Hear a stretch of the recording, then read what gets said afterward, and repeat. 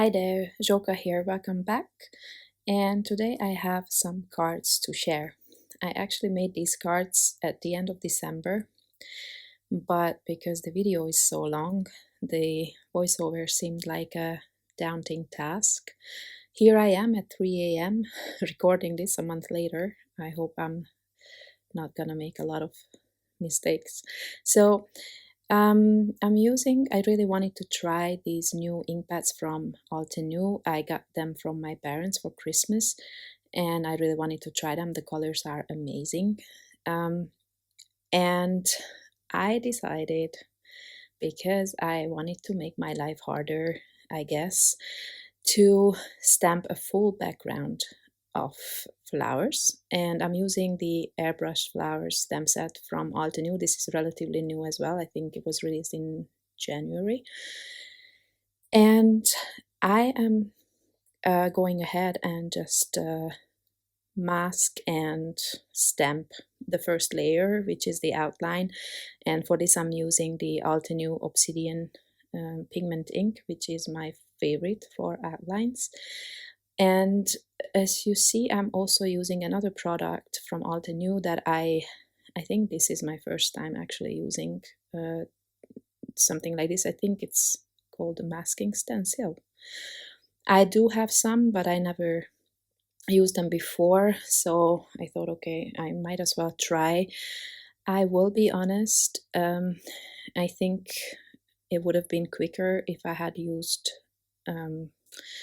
what I normally use, copy paper, because then I would have cut several of the same flower and I could have masked several at the same time, whereas here I only have one mask for each flower and leaf, so it just took a while longer this way, I think. But I really wanted to try, so here's what I'm doing. And to be honest, in retrospect, I do see that I could have done everything quicker. Like, as you see here, I'm putting down the stencil first, and then I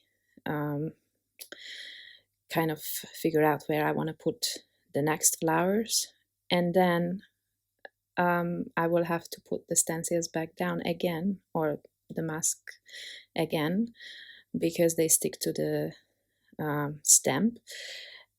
I mean, I could have skipped this first step where I was, when I was lining up the flowers, but yeah, I just wanted to make sure that I'm putting the mask in the right spot. Okay, so when that's done, I'm coming in with the first layer of color. So this stamp set is actually very easy because there's only 2 layers of color to it, well, other than the flower center, because that's gonna be another 3 stems. But I really like that I have some white space left. Otherwise, I think probably it would have been too much. The background would have been too full. So I like that there's a bit of white in the flowers as well. So I'm using, at the beginning of the video, I showed you the 3 sets of inks that I'm using. So I will link them in the description as well. So I didn't show all the colors up close here in the video, but I'm going from a lighter coral kind of color to darker, and then to eventually to blue, because that's the other set of new ink, and they really work well together. So yeah, I mean, this, I will not even tell you how long this took to stamp this full background. I will say it was several hours, but sometimes I just need something, where a task where I don't have to think. It's just more like an automated process almost. I just ink, stamp, clean the stamps. Maybe I could have edited these parts out because it's just repetitive task, but I don't know. Why I left it in, I don't know. Sometimes I'm a bit crazy, I guess. Anyway, I'm coming in with the first layer of green, lighter green, and the leaves also have two layers to them. The second layer being the airbrushed kind of look. And as you see where my flowers are turning blue, I also used the darker green for the leaves, just so the leaves are also darker. Plus, just for some variation, I didn't want to use the same color. So it's a mindless task. You just have to make sure that you mask the right thing. I think I did make a mistake as far as I remember. I didn't mask something properly, but now I'm not sure if it's actually visible. And here I had just one single leaf. I didn't quite like it, so I did my best to cover that up so as to fill the white space there. It's not really great the way that looks, but that's all I could do at this point. I should have been more mindful at the beginning where I stamped the outlines. Anyway, so I am now going to finish the leaves, and then the only thing that's left for stamping wise is the flower centers. And like I said, all of those, there's two different flowers, so there's two sets of stems, and all of them, so the what you see now, the outer line, this has two layers to it. So now I'm stamping the second layer, as you see, and then there is really the tiny little flower center, which I'm using a darker ink for. I'm also going to link these colors in the description. I don't quite remember what I used for those. Okay, and then I'm moving on to the background of my second card, and for this I'm also using a new product, new to me, these brushes, which I got for Christmas again. And so I just really wanted to try it. And this stencil is also from Altenew, and I really, really love it because you will see it's actually a layering stencil. It's the same stencil, but the way you place it, it's gonna fill the whole background. Or you could leave it like this. It's really up to you. But I wanted to try to come in with a darker color for the other lines, which is what I'm doing here. Don't look at my technique because I'm really, and I don't even know if this is maybe the second time I'm using these brushes. I'm not doing anything more than just fill the colors, no shading or nothing special, but I really love how that turns out. And it's very simple, and the stencil is super inexpensive, so I think this is a really great product to have. Right? It looks really nice, I think.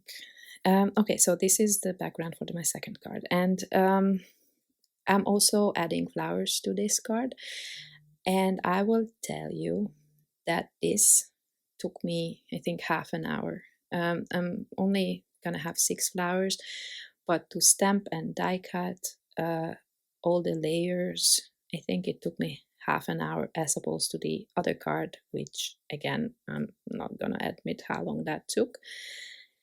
Maybe that card is a bit more special. At least my friend thought so. She was super in love with that one. But maybe it's not worth all the trouble. I don't know. But sometimes I just like to make my life harder and like to do these super time consuming tasks. But okay, I think we all have those times, right? Or I hope so. Anyway, so for these flowers, I'm also using the same color of ink as before. Some of them are lighter coral, the other ones are a bit darker.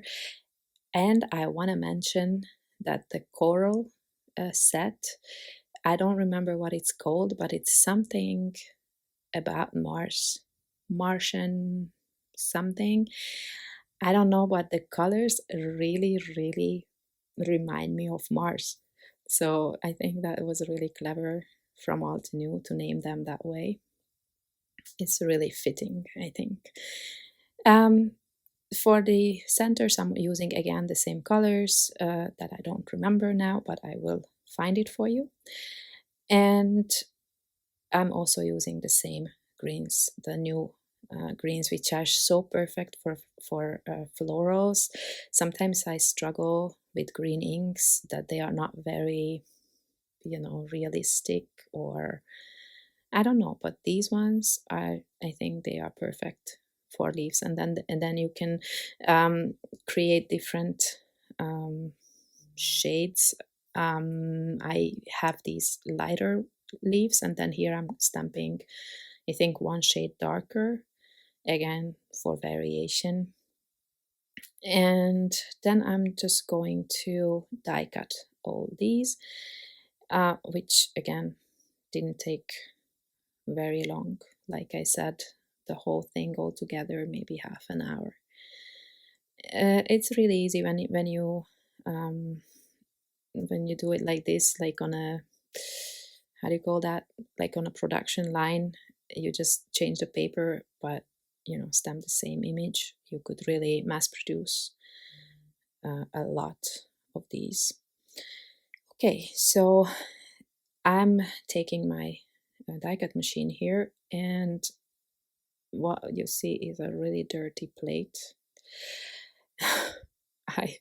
It's so hard to find plates here that I'm using them really, really long, so they are a bit dirty and full of cuts. So that is why you see me use some paper on top, so that my paper doesn't get dirty or full of impressions. And these dies are from Pinkfresh Studio. They are one of my favorites.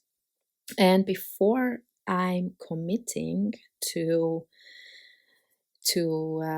cut into that stamped paper that I spent so much time on, I wanted to try what it looks like, because basically all I wanted to do with this is that I don't know what this is called again, eclipse technique or something.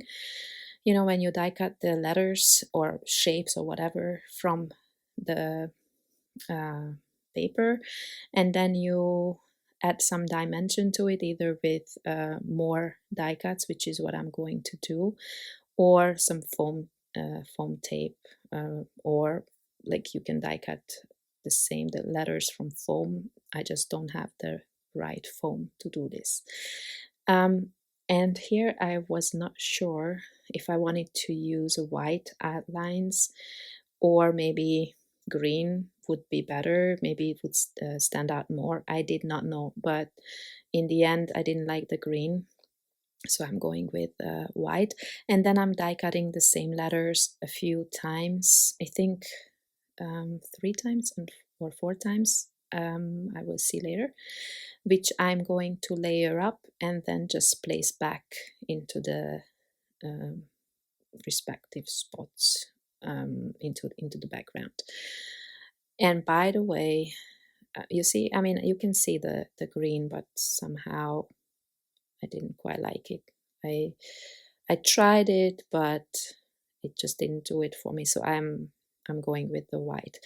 And by the way, these Slimline cards, I think the size was, normally I go with 3.5 by 8.5 inches, or just a bit more. The dies, the Slimline dies that I have normally are a bit bigger than that. But when I don't use dies like here, I think I normally go with 3.5 by 8.5. Now I am creating my card base. Normally I like to do this with the card front already on it, so I know exactly what size I have to cut it, because there's always a slight difference. If I prepare the card base first and then add the stamped card front, I often have either smaller card front or a bit bigger, so I anyway have to trim it. I find this a bit faster. Anyway, now I'm layering up the letters, and I have 3 layers of white, and because I decided to not use the green, I'm adding that as a layer as well, because I'm pretty sure I'm not gonna use it in the future either, so then why waste that? So that's gonna be another layer. So I have 4 layers of heavyweight cardstock, and then the Nina, the stamped cardstock on top. That one is not heavyweight, that one is the 80-pound version. And I'm quite excited because in the coming days I'm expecting a package with the heavyweight Nina, the 110-pound version, which is going to be the first time I managed to find it here in Europe. Actually, I ordered it from Belgium, of all places. So I'm really excited about that. I wasn't so happy with the 80-pound version. It's just too thin for me.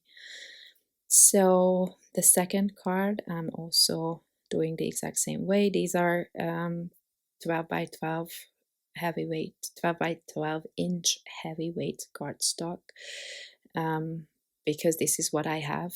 I guess, well, just I'm not wasting any of this. I'm using them for die cutting and layers and everything else, so I'm saving all those pieces, so it's not going to waste. But that's what I have, the 12 by 12. And what you see here is what I mentioned, that this Nina cardstock is so thin. I'm adding a piece of heavyweight cardstock to them because I wanted to add foam tape and I wanted it to be sturdy. And just that 80-pound Nina, it was just not it was not sturdy enough for me. And then I'm just adding them vertically from the coral or reddish colors to the blue, and I will tuck in those leaves as well, and I'm gonna try to make use of all of them. Some parts are hidden behind the flowers, and if that's the case, I'm cutting it off, that part, so I can use it in another spot, because I kind of felt like this green is not enough. So like here I cut off one of the leaves and then I'm using that at the top, for example. So not wasting anything is what I'm trying to say. All right, and then that card is almost finished as well, and I will have to start working on the sentiments, which I'm not sure if that was in the same stamp set, but I think so. In any case, I will add everything I used here to the description box below.